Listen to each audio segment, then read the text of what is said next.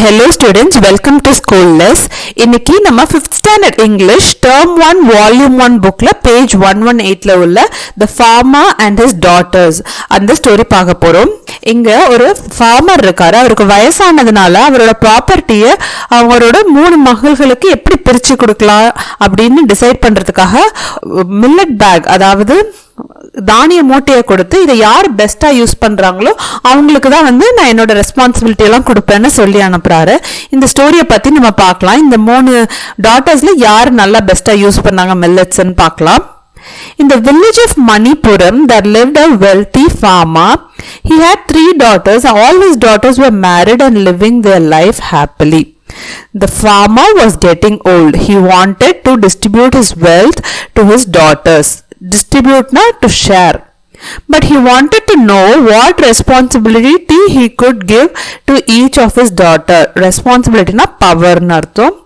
He called all his daughters and gave each of them a bag of millet. Millet na enadhu sirudhaniyangal. He asked them to use grains in the best way possible and then come back to him after 1 year. 1 year கழிச்சு நீங்க திரும்பி வாங்க, எப்படி use பண்ணிருக்கீங்கன்றத பொறுத்து நான் உங்களுக்கு இந்த responsibility எல்லாம் கொடுக்குறேன் அப்படின்னு சொல்றாரு. After 1 year, the daughters came back to their father's house. The farmer welcomed all of them. மொத பொண்ணுட்ட கூப்பிட்டு கேக்குறாரு, நீ என்ன பண்ண? அந்த பொண்ணு சொல்றா, Father, I fed those grains to flock of birds that I saw on my way back to home.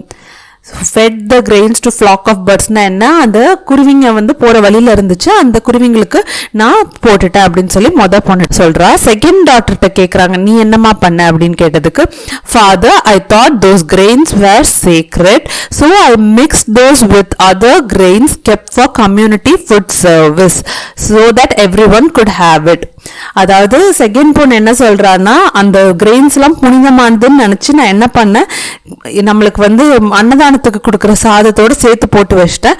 So எல்லாருக்கும் அந்த தானியத்தை கொடுக்கலான்னு சொல்லி நான் அப்படி பண்ணேன் அப்படின்னு சொல்லி செகண்ட் டாட்டர் சொல்றா. I thought those grains were sacred, so I mix those with other grains kept for community food service அப்படின்னு செகண்ட் டாட்டர் சொல்றா. தேர்ட் டாட்டர்ட்ட கூப்பிட்டு கேக்குறாங்க, அப்ப என்ன சொல்றா அந்த third daughter, I don't have those grains with me now. I need 2 bullocks and men to get the grains அப்படின்னு சொல்லி சொல்றா. என்ன இப்படி சொல்றா, கிரெயின் இல்லன்றா, புல்லக் வேணும், மென் வேணும்ன்றா, எதுக்குடா இப்படி சொல்றான்னு சொல்லி அவங்க அப்பா கேக்குறாங்க. அதுக்கு அந்த பொண்ணு the daughter smiled and replied, I sowed those grains and now it has grown as crop, so I need a bullock cart and men to harvest and bring back the grains. So என்ன சொல்றா, ஐ Soave those grains அப்படின்னா அந்த 3வது பொண்ணு அந்த தானியத்தெல்லாம் கிராப்ஸா வளர்த்திருக்கா. அப்படி வளர்த்ததுனால அவளுக்கு இப்போ அது அறுவடை 1 வருஷத்துல அறுவடை செய்ய ரெடி ஆயிடுச்சு. அதனால அறுவடை செய்யறதுக்காக எனக்கு புல்லக் காட்டும் மென்னும் தேவை அப்படின்னு சொல்லி சொல்றா. ஹார்வெஸ்ட்னா டு ஈல்டுன்னு அர்த்தம். ஃபாதருக்கு ஒரே சந்தோஷம். Father was happy to know that she use the grains wisely. வைஸ்லினா intelligently. Father found her apt and gave her the responsibility of the fields. He distributed his other wealth equally among the other 2 daughters. இப்போ glossary terms பார்க்கலாம். Distribute na give a share. Responsibility na power. Millet na a cereal grown in warm countries. சிறுதானியங்கள் science லெசன்லயும் படிப்போம்ல millet. Sacred, holy. ஹார்வெஸ்ட்னா என்னது, yield, அறுவடை செய்யறது. வைஸ்லினா cleverly அப்படின்னு அர்த்தம். Next இங்க கொடுத்துருக்க சென்டென்ஸ் இந்த பிக்சரோட மேட்ச் பண்ணணும். ஸோ ஃபர்ஸ்ட் லேடி என்ன பண்றான்னா எல்லாத்தையும் ஃபிளாக் ஆஃப் பேர்ட்ஸ்க்கு ஃபீட் பண்றாங்க. ஸோ இதுதான் feeds the birds. Second lady என்ன பண்றாங்க, எல்லாத்தையும் அன்னதானத்துக்காக ஒரு பெரிய பானையில போடுறாங்க. Mixes for community food service. Third lady என்ன பண்றாங்க, அவங்க வயல்ல அதை தூவி செடியா வளர்க்குறாங்க. சோஸ் த கிரெயின். SOWSனா சோன்னு சொல்லணும். சோஸ் த கிரெயின். இப்போ fill in the blanks கேட்டிருக்காங்க. The farmer had dash daughters.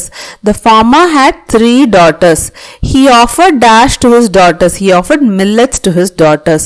Third question பாருங்க. Second daughter dash the millet to the flock of birds னு கேட்டிருக்காங்க. First daughter தான் flock of birds க்கு feed பண்ணுவா. Second daughter community service காக போட்டு வைப்பா.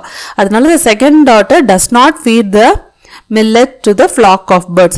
Millet spelling தப்பா இருக்கு, millet இருக்கணும், இங்க spelling தப்பா இருக்கு. Answer the following பார்க்கலாம். What did the father give to all the daughters? The father gave all the daughters a bag of millet. What did the first daughter do?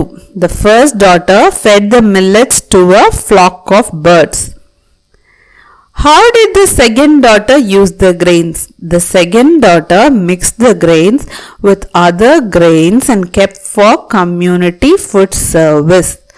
Third question. அதாவது second daughter வந்து mix பண்ணி வச்சிடுறா கிரெயின்ஸை for community food சர்வீஸ்க்கு, அதை தான் சொல்லியிருக்கோம். Fourth question, how did the third daughter use the grain? மூணாவது பொண்ணு என்ன பண்ணா? அதை சோ பண்ணா. Third daughter sowed the grains to grow crops. Fifth question, who is the wisest of all? Why? The third daughter is the wisest of all because she sowed the grains and grew new crops. Third daughter என்ன பண்றா? அவதான் இன்டெலிஜென்ட்டா கிரெயின்ஸை so பண்ணி புது செடியா வளர்த்துடுறா. இங்க பேடின்னு ஒரு word கொடுத்துருக்காங்க. இதோட மீனிங் என்ன, அதோட தமிழ் சொல் என்னெல்லாம் கேட்டிருக்காங்க. பேடின்னு என்னது? நெல்லு தான், தோலோட இருக்கும்ல, நம்ம அந்த தோலை நீக்கிட்டா அரிசி ஆயிரும். அந்த தோலோடு இருக்கிறது தான் வந்து paddy. Rice with husk is known as paddy. பேடியை தமிழில் நெல்லுன்னு சொல்லுவாங்க. நீங்கள் பேடியை வரையலாம், நெல் மாதிரி ஒன்று வரைஞ்சி விடுங்க. Use in a sentence, I saw paddy fields in my native village. நான் நெல் வயல்களை என்னோட கிராமத்தில் பார்த்தேன், என் சொந்த ஊரான கிராமத்தில் பார்த்தேன் அப்படின்னு சொல்கிறோம். இது என்ன பேடினா என்ன, வேர்பா நவுனா என்னன்னு பார்த்தா நவுன். பேடின்றது ஒரு பெயர் சொல் தானே, ஸோ நவுன். இங்க ஒரு பேசேஜ் கொடுத்துருக்காங்க, இதை படிச்சுட்டு கீழே கொஸ்டின்ஸ் ஆன்சர் பண்ண போறோம். Mister Murugan is a farmer. He has a small piece of land and 2 bulls. He takes good care of his bulls as they help him in farming. Every morning he takes the bulls for grazing. When it rains, he plows the land with the bulls. As he has no one to help, he starts sowing the seeds before sunrise. He irrigates the crop till it grows. He reaps and binds the crops, then takes it to thrash the paddy. இது thrash கிடையாது, த்ரெஷ்ன்னு இருக்கணும். த்ரெஷ்னா போட்டு அடிப்பாங்கல்ல, அந்த பேடியை அடிச்சோன்னா நெல் கிடைக்கும், அது த்ரெஷ்ன்னு இருக்கணும். THRESH இருக்கணும், ஸ்பெல்லிங் தப்பா இருக்கு. Finally, with the help of the bulls, he takes the paddy to his house. So இதில் வந்து என்ன சொல்கிறாங்க, முருகன் ஒரு ஃபார்மர் இருக்காங்க, அவருக்கு ஒரு சின்ன நிலமும் 2 புல்லும் இருக்குது. இந்த புல்லை வந்து அவர் நல்லா பாதுகாப்பாக பார்த்துக்கிறார். இந்த புல்லு தான் அவருக்கு ஃபார்மிங்கில் ஹெல்ப் பண்ணுது. அவருக்கு ஆளுங்க யாரும் கிடையாது. காலையில் எந்திரிச்சு என்ன பண்ணுறாரு, இந்த புல்லை வந்து கிரேசிங்னா என்னது, மேய்க்கிறதுக்கு, அதுக்கு வந்து புல்வெளியில் அதை கூட்டிகிட்டு போனால் அது பாட்டு சாப்பிடும், அதை தான் கிரேசிங்னு சொல்லுவாங்க. அந்த புல்லெல்லாம் சாப்பிட்றது தான் கிரேசிங். மழை பெய்யும் போது என்ன பண்ணுவார், he ploughs the land with the bulls. யாருமே அவருக்கு ஹெல்ப் பண்ணுறது இல்லாதனால காலையிலே எந்திரிச்சு சன்ரைஸ்க்கு முன்னாடியே சோ பண்ணி முடிச்சுவார், சீடெல்லாம் தூவி விட்டுருவார்.